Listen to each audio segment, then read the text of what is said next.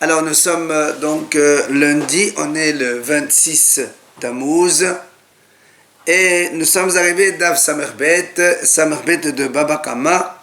Nous étions à la ligne 10. Alors on était dans la mahloket entre Rabbi Yehuda et les Hachamim. Quand on provoque un incendie, est-ce qu'on doit payer ce qui était caché sous la botte de foin ou pas? Rabbi Yehuda dit oui, on paye. Hachamim disent non, il ne paye que la botte de foin. Amar Rava. Hanoten dinar zahav leisha. Un homme, il donne une pièce en or à une femme, mais amala ezaharivu shel kesevu. Il lui a dit fais attention, garde-le-moi, fais attention, c'est une pièce en argent. Alors que c'était une pièce en or. La Gemara dit hizikato, si cette femme-là, elle endommage cette pièce exprès, soit elle la jette dans la mer ou ce qu'on veut. Meshalemet dinar zahav. Elle va payer un dinar en or. Pourtant, lui a dit, attention, c'est une pièce en argent. Pourquoi elle paye un dinar en or? Pourquoi tu l'as endommagé? D'accord. Donc c'est lui qui a raison. Il lui dit, d'accord, je t'ai confié. Pourquoi tu l'endommages comme ça? Ah non, tu payes ce que je t'ai dit. C'est la valeur exacte. Maintenant, pashavo. Si maintenant la femme, elle n'a pas endommagé sciemment, volontairement, juste pas chavo, elle a commis une négligence, et donc elle n'a pas bien gardé, et après, soit il est perdu, soit on lui a volé, qu'importe. Mais shalemet shel kesef, elle paye une pièce en argent. Pourquoi en argent? Parce que de amrali, neterota de chaspa kabile alay, neterota de daba ala kabile alay. Elle lui a dit, moi, quand tu m'as dit c'est une pièce d'argent, j'ai accepté de te le garder. Si je savais que c'était une pièce en or, j'aurais pas accepté de le garder. Maintenant, qui a été, donc il est perdu, c'est pas de ma faute, je ne te paye que une pièce en argent. Amal era Mordechai le Ravashi. Il a dit à Mordechai Ravashi, Atun bedrava matnitola. Vous aviez étudié cet enseignement-là, cette idée-là, au nom de Rava. Voilà, donc on a dit au début, c'est Rava qui a donné cet enseignement. Ana, nous, mematnitab shitala. Nous, on a déduit ça de la Braïta, qu'on a vu hier d'ailleurs, laquelle, quand on a dit Hitin v'hipan b'sawin, Se'orin v'hipan b'hitin, et non mishalem el ademé se'orin bilvad. Rappelez-vous, quand hier on a dit un homme, il est parti voir son voisin, il dit est-ce que je peux mettre mon tas d'orge dans ton champ, dans ton terrain? Et au lieu de mettre de l'orge, il a mis du blé, il a recouvert d'orge au-dessus. Une couche d'orge au-dessus. Ou il a mis de l'orge et il a recouvert avec du blé. On a dit Eno meshalem el ademé se'orim bilvad. Il ne paye que le prix de l'orge. L'orge c'est beaucoup moins cher que le blé évidemment. Alma, donc tu vois bien que quoi? Pourquoi on a dit il ne paye que de l'orge? Parce que le monsieur, le voisin à qui tu as demandé je peux mettre donc ma récolte chez toi, lui il était d'accord que tu mettes de l'orge parce que peut-être c'est pas cher, que quoi qu'il arrive, même s'il paye c'est pas grave, mais il ne t'a pas donné une autorisation de mettre du blé. C'est pour ça donc qu'il ne paye que de l'orge. Là aussi, dans notre cas de cette femme à qui on a confié une pièce d'or, il lui a dit c'est une pièce d'argent. Amrale, la femme, elle peut lui dire aussi, je n'ai pas accepté sur moi de garder une pièce en or. Je m'engage pour une pièce d'argent, mais pas en or, donc elle ne paye qu'une pièce en argent. Amar Rav, il a dit Rav, Shamait milta le Rabbi Yehuda, vela yadana mahi. Il a dit, j'ai entendu un enseignement de Rabbi Yehuda et je ne sais pas lequel. Amar Shmuel, alors Shmuel il lui dit, parce que Rabbi Shmuel c'était les deux amis en face.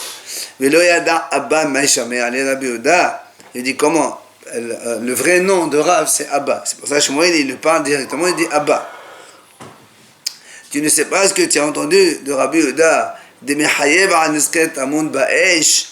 Il dit, nous on sait donc déjà que Rabbi Yehuda, il est Mechayev lorsqu'on fait un incendie, qu'on brûle un tas de récoltes, de céréales, s'il y avait des choses cachées, des ustensiles dedans, quel qu'il soit, il doit payer aussi la valeur de l'ustensile. Alors, il lui a dit, ce que tu as entendu de Rabbi Yehuda, c'est Asu Takanat Nirzal Be'isho. C'est-à-dire de la même façon, c'est ça, de la même façon que, rappelez-vous, nous on a un principe. Quand il y a deux messieurs, il y a quelqu'un qui réclame de l'argent et l'autre qui nie l'argent, c'est celui qui nie, qui jure pour ne pas payer. Toujours le principe, on jure pour ne pas payer. Mais on verra ça dans Shavuot, Be'ezrat Hashem.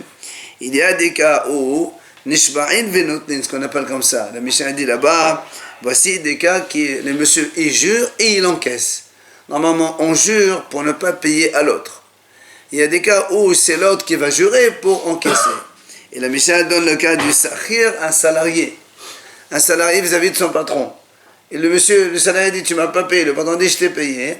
Normalement, c'est le patron qui doit jurer comme quoi il a déjà payé. Là-bas, on dit non. C'est le salarié qui jure et il encaisse le salaire. Et on a dit aussi Nirzal.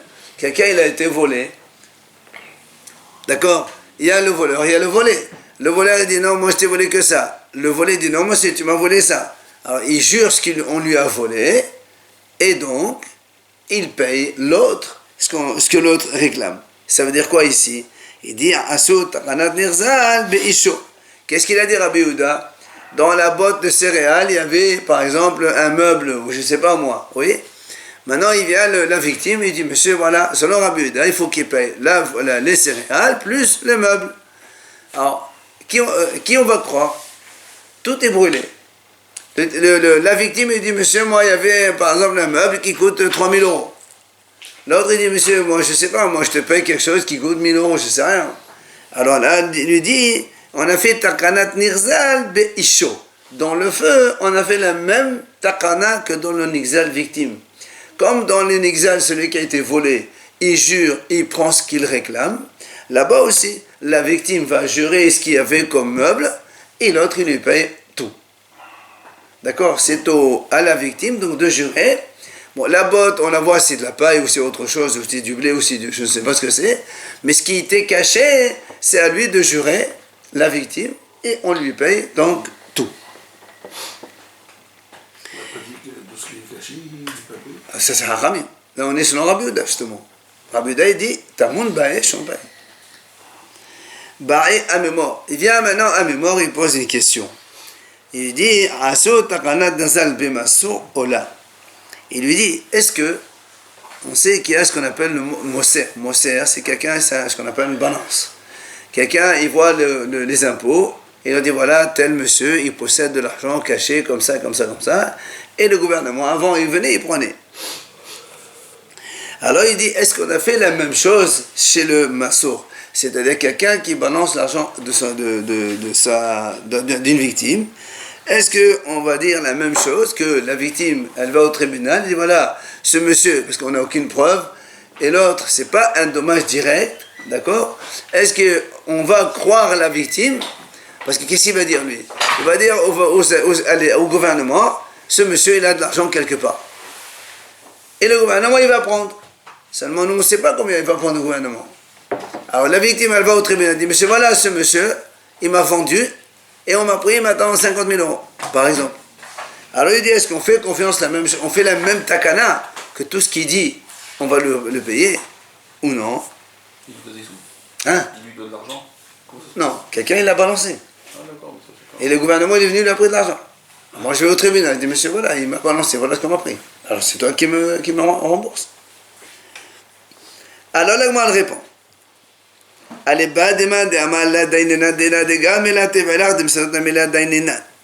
Parce que là aussi, il y a une mahloket chez les hachamim.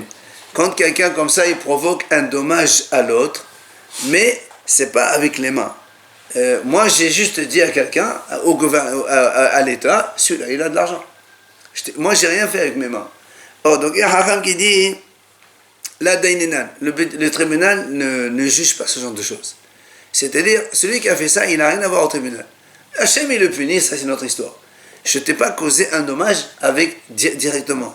J'ai juste donc vendu ton bien au gouvernement, Et on a vu le prendre. Ça, Il n'y a pas eu d'action. Hein? Parce qu'il n'y a pas eu d'action. Oui. Alors les faux témoignages, vous savez, c'est que verbal. Ah, mais le témoignage en soi, c'est que verbal. Mais là, on ne parle pas de témoignage ici. Non.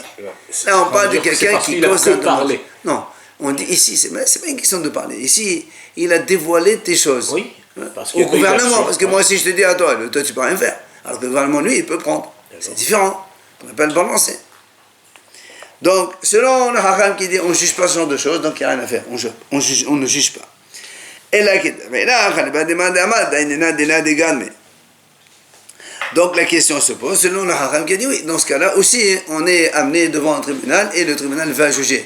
Même si le dommage n'est pas un dommage direct, donc, qu'il a fait.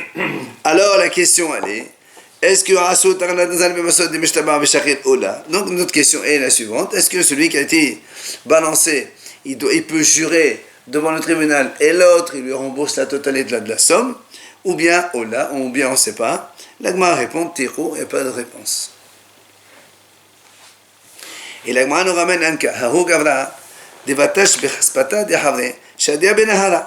y avait un homme, il y avait une sorte de coffre, d'accord, dans lequel on met l'argent. Il a pris le coffre, il a jeté, jusqu'il est parti dans le fleuve, il a disparu complètement. Donc il a endommagé le coffre d'un prochain. À Tamari, il est venu le propriétaire du coffre, chez Ravashi, au tribunal, j'avais tant et tant de choses dedans. Il faut donc qu'il me rembourse, comme on a dit non.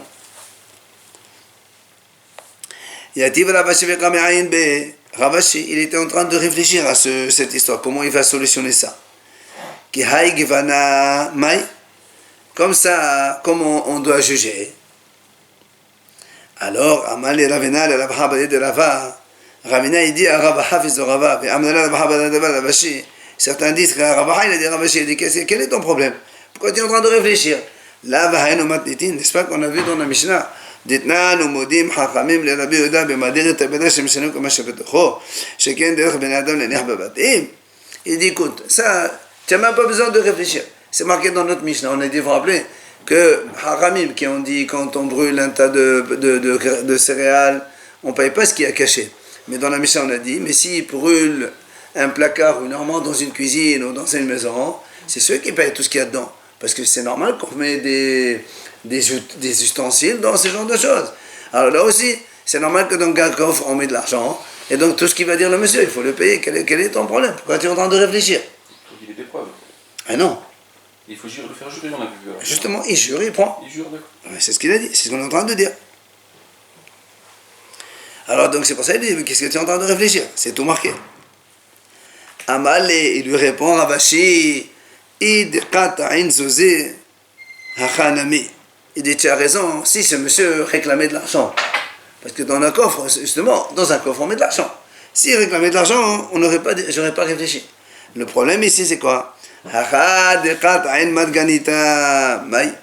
Il dit ici, le monsieur, il réclame, il avait une pierre précieuse dans le coffre.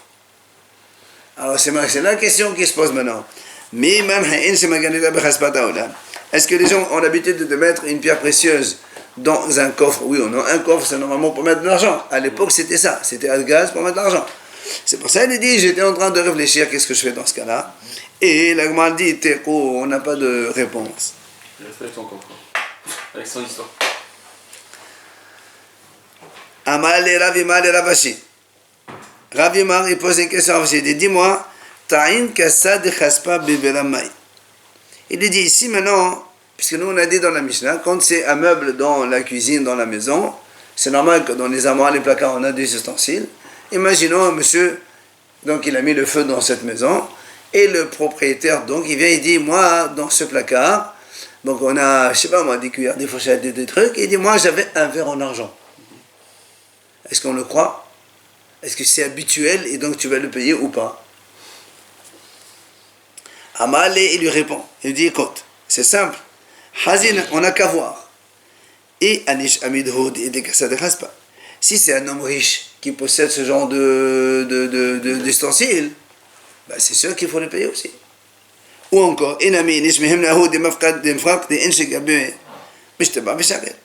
ou encore c'est un homme de confiance. On sait que les gens lui confient des choses. Alors il se pourrait qu'un monsieur lui a confié un verre en argent, et donc même si lui n'est pas riche, il peut avoir un verre en argent dans son meuble. Alors dans ces cas-là, il jure, il prend comme on a dit. Mais là, sinon, si c'est un simple monsieur comme ça, il dit moi j'avais un verre en argent dans mon meuble, ben on ne croit pas. Même si je jure. Hein? Même si je jure. Mais c'est peut-être un héritage ou. Il faut prouver que c'est un héritage. D'accord. Amal et Ravada Bali de Ravavia de Ravashi. Ravada, il pose la question à Ravia Ravashi. Il lui a dit Ma ben Gazlan et Hamsan.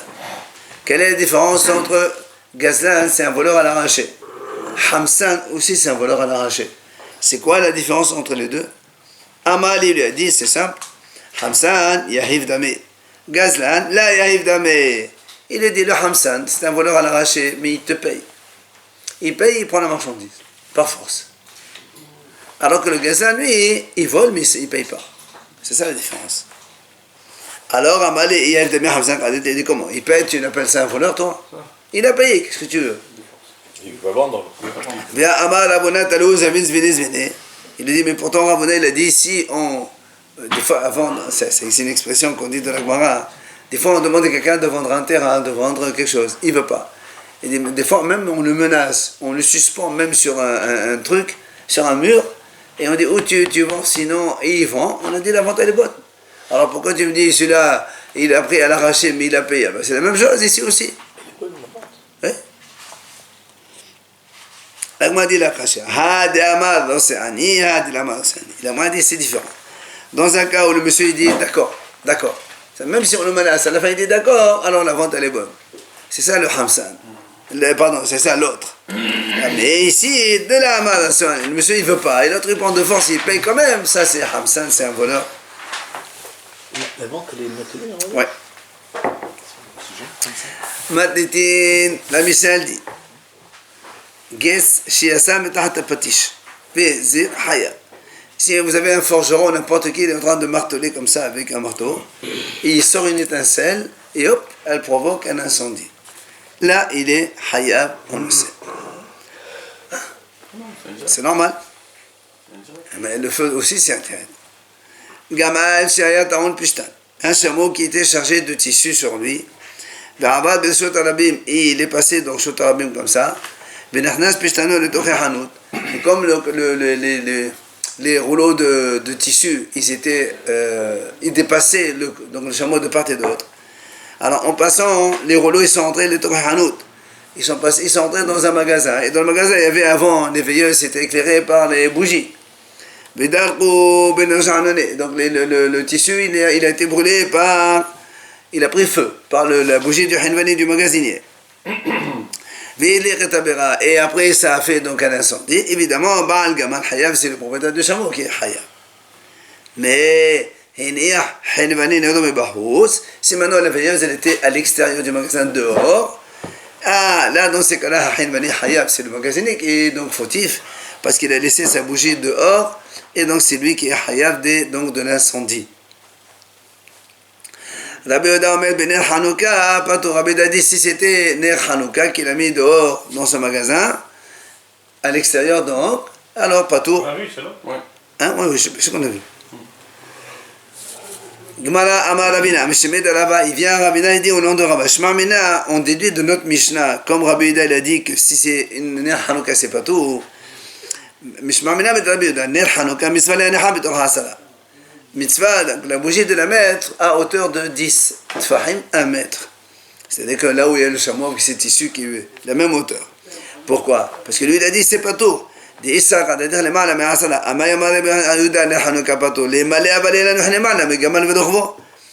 que si le ner Hanouka on peut le mettre plus haut. Alors pourquoi tu dis que si c'était ner Hanouka il n'est pas tout? Pourquoi il n'est pas tout? Tu aurais dû mettre ta veilleuse un peu plus haut, tu ne mets pas au passage des chameaux et de leurs tissus. Comme on n'a pas dit ça, machma que la bougie de Hanouka, il faut la mettre à hauteur de 1 mètre. Et là, n'est-ce pas? Donc c'est une misva de la mettre plutôt à Asara.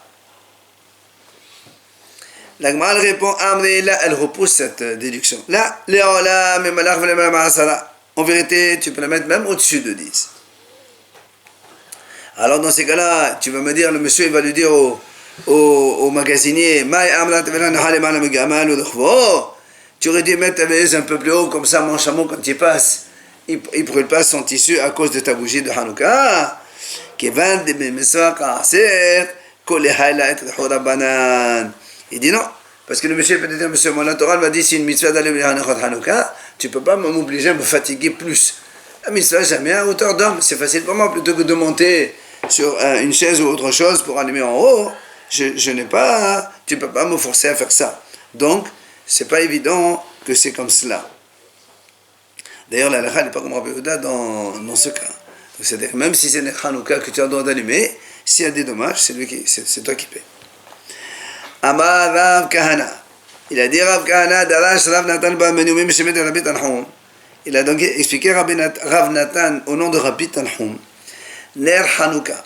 Sheneha lemala me'asrim amma pesula. Donc ça c'est une halakha. La bougie de Hanouka, si on la met à hauteur de plus de 9,60 m, elle est pasoul. Si quelqu'un il a une maison qui fait plus de 10 mètres de hauteur, s'il met la Hanouka au-dessus à 9,60 m, elle est pasoul. C'est la même chose que souka. Comme la souka aussi, si on met le toit de la souka à hauteur de 9,60 m ou plus, la souka, elle est pasoul. Et enfin, c'est la même chose que le mavoy. Mavoy, c'est cette fameuse impasse, vous vous rappelez? Quand il y a plusieurs résidences, et dans chaque résidence, il y a plusieurs maisons, il y a ce qu'on appelle Eifa'erouf Hatserot. Après, ils ont une impasse qui amène jusqu'à Shotarabim. On fait chez Toufé Mevuot. Et pour distinguer la différence entre le Mavoy et Shotarabim, soit on met un lehi, un petit piquet sur le mur, soit on met Kora, une poutre, entre les deux murs qui font l'impasse, l'entrée de l'impasse vers la sortie vers la rue. Et donc cette poutre-là doit être à hauteur minimale, enfin moins que 9,60 m. Ok? Hadan ala Kones, comme ça on a fini donc la Mishnah du Kones. Péril suivant, Meruba Medat Tashlum Kefel Medat Tashlum Arba'a B'Hamisha. Alors il faut d'abord rappeler, ça c'est des choses qu'on connaît, dans la Torah il y a ce qu'on appelle Tashlum Kefel, le paiement double. C'est-à-dire quand un voleur, il vient dans la nuit, il vole, en cachette. Après on l'attrape, il nie, et après on retrouve chez lui l'objet, il paye double. Ça c'est un premier point. Maintenant, on sait aussi que dans la Torah c'est marqué, si le voleur, il vole un taureau ou un agneau, c'est marqué dans la Torah, si après il vend ou il égorge le taureau ou l'agneau, pour le taureau, il va payer 5 fois, et pour l'agneau 4 fois. Pour l'agneau il paye 4 fois, et pour le taureau 5 fois. Ce qu'on appelle Tashlumé Arba'a Hamisha, 4 et 5. D'accord? Viens maintenant la Mishnah elle nous dit comme ça. Elle est plus importante, la notion du paiement double, plus que la notion de paiement 4 ou 5. Ça veut dire quoi plus important? Ça veut dire elle est plus fréquente. Pourquoi? La Mishnah elle explique tout de suite. Shemedat tashlumei kefel noheret ben bedavar sheyesh bo ruach hayim ou ben bedavar she'en bo ruach hayim. Le paiement double concerne tous les objets volés. Que ce soit des êtres vivants ou des objets quels qu'ils soient, il y a toujours cette notion de paiement double. Que quelqu'un il vole un agneau, un coq, ou une table, ou une montre, ou ce que vous voulez, dans tous les cas, il y a cette notion de paiement double derrière. Par contre, Umidat Tashlumei Arba'a B'Hamisha ena noheret ela beshod vase bilvad. Mais le paiement de 4 et de 5 ne concerne que seulement l'agneau et le taureau. C'est tout. C'est-à-dire quelqu'un il vole un cheval ou un âne ou autre animal, il n'y a pas, ça n'existe pas. Même s'il le vend et il fait la shrita ou autre chose, il ne paiera que le double. Il n'y a que dans l'agneau et le taureau seulement, il y a cette notion de paiement 4-5. Shene Emar, comme c'est marqué dans la Torah d'ailleurs, Ki renov ish shor ose, utvaho o mecharo, et le passage qui dit là-bas, Hamisha bakar yeshalem tahat hasse, ve'arba tahat hasson, ve'arba, non, c'est pas comme ça. Le passage qui dit, Hamisha bakar yeshalem tahat. Hamisha bakar yeshalem, n'est-ce pas? Tahat Asho, Ve'al-Ba'son, Tahat Asseh. C'est ça. 5 fois sur le... Non, 5 fois pour le taureau et 4 pour l'agneau. Rappelez-vous, on a expliqué pourquoi seulement 4 pour l'agneau. Vous vous rappelez? Ramim disent parce que l'agneau, quand il le vole, il le met sur les épaules et il s'en va avec. Or, mettre un agneau sur l'épaule, c'est un peu honteux. Comme il a subi une petite honte, alors on le réduit de sa punition. Regardez, même dans le vol, dans les Saoud, Hachem, il regarde, donc il minutie toutes les... Deuxième idée, donc ça c'est la première idée de la Mishnah. Deuxième idée, En hagonev ahar ganav mishalem tashlumei chefet. Imaginons, Réhouven, il vole. Il vole un objet quelconque. Donc on a dit ici, Réhouven il nie, et après on le trouve chez lui, il paye le double. Si maintenant, Shimon, il vole chez Réhouven. D'accord? Réhouven, il vole chez un monsieur, et Shimon, il y a un autre voleur qui vient voler le voleur carrément. Maintenant, Réhouven, il vient, il attrape Shimon, il dit c'est toi. Il dit non, c'est pas moi, il nie. Et après, on trouve effectivement l'objet chez le deuxième voleur. Shimon, il ne paye pas le double. Une fois. Une seule fois. Pourquoi? Il dit, c'est marqué dans la Torah, Verunav me bet ha'ish. Ça a été volé chez l'homme. Quand on vole chez quelqu'un, chez le propriétaire, la Torah là-bas, elle dit, il paye le double. Mais ici, tu as volé chez le voleur, il n'y a pas de paiement double. Ici, on ne parle pas de ça. La même chose, la Mishnah a dit, la même chose, si quelqu'un, donc, Réhouven, il a volé un agneau, Shimon, il vient voler chez Réhouven, et puis après, Shimon, lui, il vient, ou il égorge l'agneau, ou il le vend. Dans ces cas-là, il ne paye pas 4-5. D'ailleurs, c'est toujours ensemble. Quand il n'y a pas le double, il n'y a pas 4-5, on le verra après. Aussi une fois. Oui. Gemara. ואילו מידת תשלומי כפל נוהרת בין בגנב בין בתורם בטענת גנב ומידת תשלומי בחמישה אינה נוהרת אלא בגנב בלבד, לא קטני. La Gemara dit comme ça. On a vu ici dans notre Mishnah, on nous a fait une comparaison entre le paiement double qui existe partout et le paiement 4-5 qui n'existe que dans le taureau et l'agneau. Donc d'accord? Bien. Maintenant, la Gemara dit, on n'a pas cité dans la Mishnah une autre différence. Laquelle? C'est que le double, il concerne aussi bien celui qui vole que aussi un gardien qui prétend avoir été volé. Donc, moi je confie un objet à un shomer hinam par exemple, gardien gratuit, il me dit on me l'a volé. Normalement, il jure et il n'est pas tort. Imaginons, quelques jours après, les témoins me disent mais il est chez lui. Chez lui, il doit payer double aussi. Donc il n'est pas voleur, mais il a ce qu'on appelle To'en Ta'anat Gandav. Il prétend avoir été volé. Là aussi, il paye le double. Alors le Gemara a dit pourtant, on n'a pas dit que cette notion de double, elle existe chez le gardien, on va dire comme ça, on va l'appeler comme ça, et le paiement 4-5 n'existe pas chez le gardien. C'est-à-dire, imaginons que ce même gardien, Shomer Hinam, non seulement, donc je lui confie un agneau par exemple à garder, non seulement il me dit non, c'est pas vrai, il a été volé, mais en plus il a vendu à quelqu'un ou il a fait la shita. On n'a pas dit que ça n'existe pas le 4-5 chez lui. Donc ça veut dire pour lui, la Gemara a dit, mais ça y est, donc, ça veut dire que si on dit qu'il n'y a pas de différence, mashma, que le shomer, le gardien à qui on confie un objet, d'accord, lui aussi il est concerné par cette notion de 4 et 5. Puisqu'on n'a pas dit dans la Mishnah, il y a aussi une différence entre le voleur et le torrent d'Anat Ganab, on n'a pas dit ça. Machma que tous les deux ils sont concernés par la même chose, qu'il soit voleur ou qu'il soit gardien qui prétend avoir été volé de façon fausse. Dans tous les cas, ils sont concernés par le paiement double et par le paiement 4-5. C'est ce que dit ici. Mais ça est allé Rabbi Habalaba. Donc cela, ça aide Rabbi Habalaba. Qu'est-ce qu'il a dit?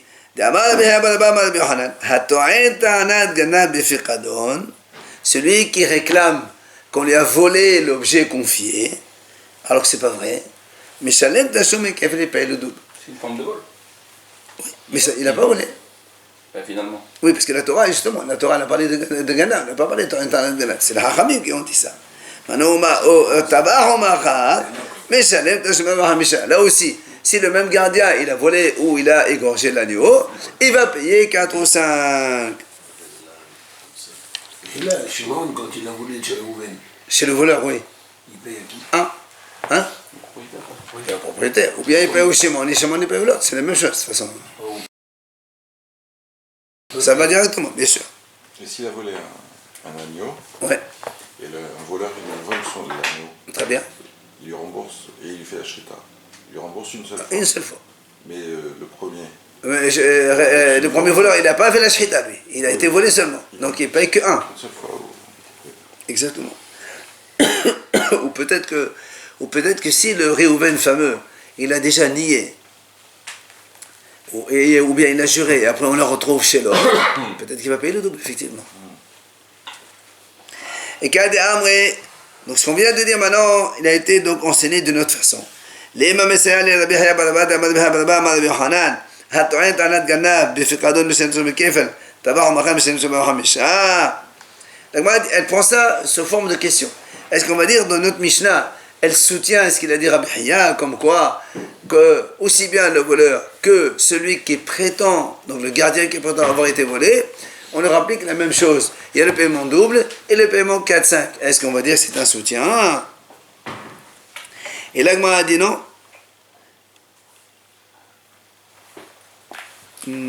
Mi katani en ben, meruba katani tana vishier. L'Agma a dit non, c'est pas une preuve. Pourquoi? Ici, il n'y a pas marqué il n'y a de différence que ça. On t'a donné une différence. Peut-être qu'il y en a d'autres. Et donc, il se pourrait que, on pourrait faire la même chose. On dit dans le voleur vrai, il y a le paiement 4-5. Alors que chez celui qui prétend avoir été volé, peut-être qu'on ne fait pas la même loi de 4-5 et de double. Donc, c'est pas sûr que notre Mishnah elle soutient ce qu'il a dit Rabbi Haya Balaba. Chez Medat Ashumek Even Oheret, on a dit donc le paiement double, il concerne tous les objets sans exception. Agmaal va expliquer d'où on apprend ça. Mina animele. D'où on apprend ça. Détano Rabbanan. Il dit voilà. C'est marqué dans la Torah. Al kol divat pesha klal. Hashon al hamor al ser al salma prat. Al kol aveda hazad uchlal. Klal ufrat uchlal et adana kan haperat. Là-bas, à propos, donc, dans la Torah dit celui qui confie un objet à un gardien. Après, le gardien, il dit on l'a volé. Après, la Torah dit comme ça. Quand il va passer sur toute, on va dire, négligence ou faute. On va dire comme ça, sur toute faute. Que ce soit un taureau, un agneau, un âne, un agneau ou un vêtement, ou n'importe quel objet perdu, on voit ici à marquer d'abord pécha, faute, c'est général. Après la Torah dit un taureau, un âne, un agneau et un vêtement. C'est donc détaillé. Après la Torah dit alcool, aveda, sur tout objet. Là aussi on généralise. Hazard, uchlal. Nous on a un principe, klal, ufrat, uchlal. Quand on a une généralité, après on a un détail, et après on a encore une autre généralité. Ce qu'on dit tous les matins de la Braïta de Rabbi Ishmael. Et atadan et la karen haperat. Donc il faut généraliser du style, le même style que le prat, que celui qui a été détaillé. C'est quoi le style ici? Ma perat meforash. Puisqu'on a parlé un taureau, un âne, un agneau et un vêtement, d'accord? Ces quatre-là, il faut trouver, pour généraliser, il faut trouver un point commun avec ces quatre-là. C'est quoi le point commun? Dabar hametaltel. Donc c'est quelque chose qui est mobile, ok? Vegoufo mamon, la chose elle-même vaut de l'argent. Le taureau, l'âne, le vêtement, tout ça. Alors moi aussi je vais généraliser. Avkol davar metatel vegoufo mamon. Tous les produits, les objets qui sont déplaçables et tous les objets qui sont eux-mêmes ont une valeur d'argent, donc ils sont concernés par cette notion de paiement double. Qu'est-ce qu'on exclut? Et vous avez compris de suite. Yatz'u qalqaot shenam metatelim. Donc, on exclut les terrains. Quelqu'un, il vole un terrain. On peut voler des terrains. Quelqu'un, il part en voyage, l'autre, il prend un terrain, il se l'accapare. Oui, Après, on dit c'est toi qui l'as volé, il dit non, c'est pas moi. Après, on trouve que c'est lui qui l'a fait, on ne paye pas de double ici. Dans les terrains, il n'y a pas de double. Parce que ça sort du cadre, donc, du principe qu'on vient de citer. Là aussi, quelqu'un il vole un esclave. Il dit moi c'est pas moi qui l'ai volé. Après on le trouve chez lui, il ne paye pas le double.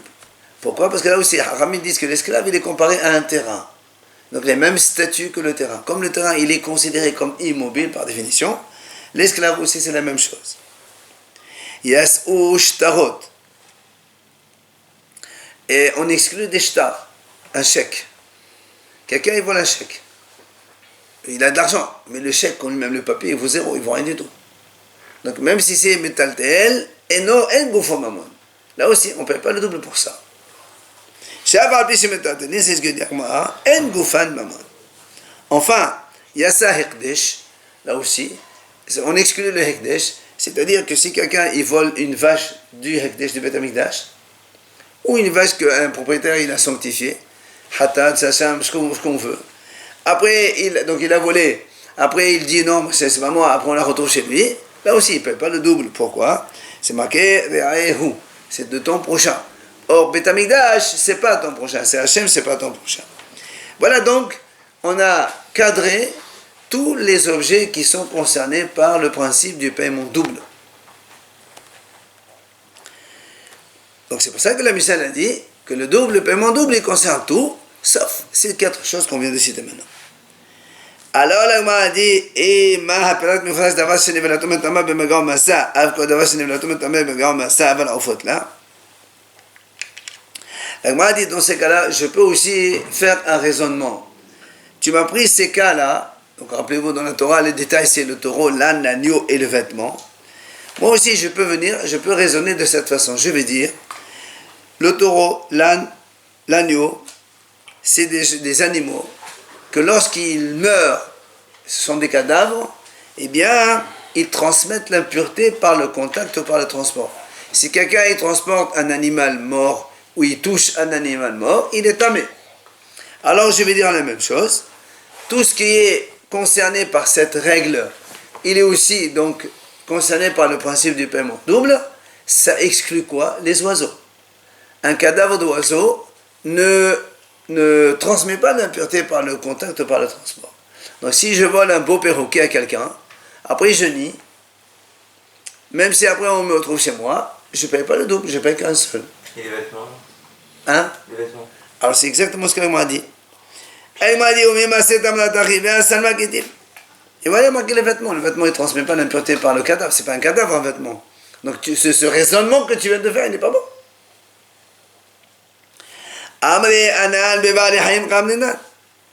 Il lui dit, c'est vrai, ton objection elle est bonne, mais moi je peux te dire ici, moi je veux parler que des êtres vivants. Parmi les êtres vivants, il y a les êtres vivants, comme on a dit, taureau, l'âne et l'agneau. Il y a le vêtement. Bon, le vêtement, j'ai rien à dire dessus. Mais comme la Torah elle m'a donné 3 cas d'êtres vivants, je vais dire,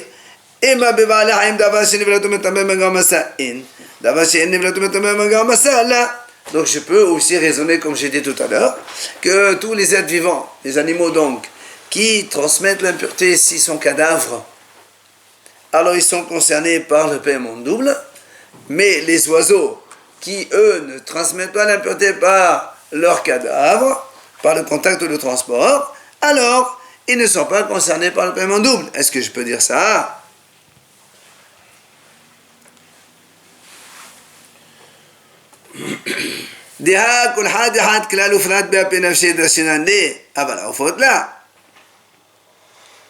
Puisque donc chacun on fait klal ufrat be'apenafshe, c'est-à-dire que il y a, parce que normalement la Torah pourquoi elle a marqué shor, hamor, c'est, elle aurait pu marquer shor, ça suffit. Elle fait klal, shor, parat, et après kol aveda, et klal encore. Donc tu vois bien que chaque had klal ufrat be'apenafshe national. Donc, chacun, il va... En vérité, la Gemara va expliquer pourquoi il est marqué Shor, Hamor, c'est... Pourquoi la Torah était obligée de détailler ces 3-là. Là-bas, on verra dans la Gemara de même Sira sur place. Mais quoi qu'il en soit, je peux moi dire que les animaux, oui, et les enfants, là. et donc je peux donc exclure les oiseaux du paiement double.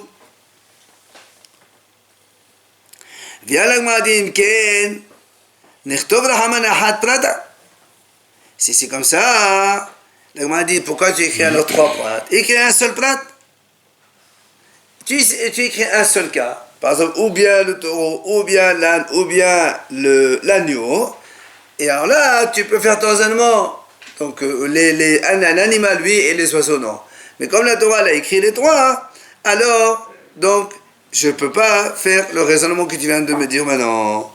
Et c'est quoi, c'est des bémotes ou c'est... Oui, les 3, c'est des animaux. C'est pour ça. Oui, le taureau, l'âne et l'agneau. D'accord? Donc maintenant, la Gemara va expliquer pourquoi. Enfin, parce que toi, tu me dis, on a été obligé d'écrire les 3. Pourquoi tu écris les 3? Écrire un seul, ça suffit. Donc la Gemara va expliquer demain, on verra le raisonnement pourquoi on a été obligé de marquer les 3 animaux.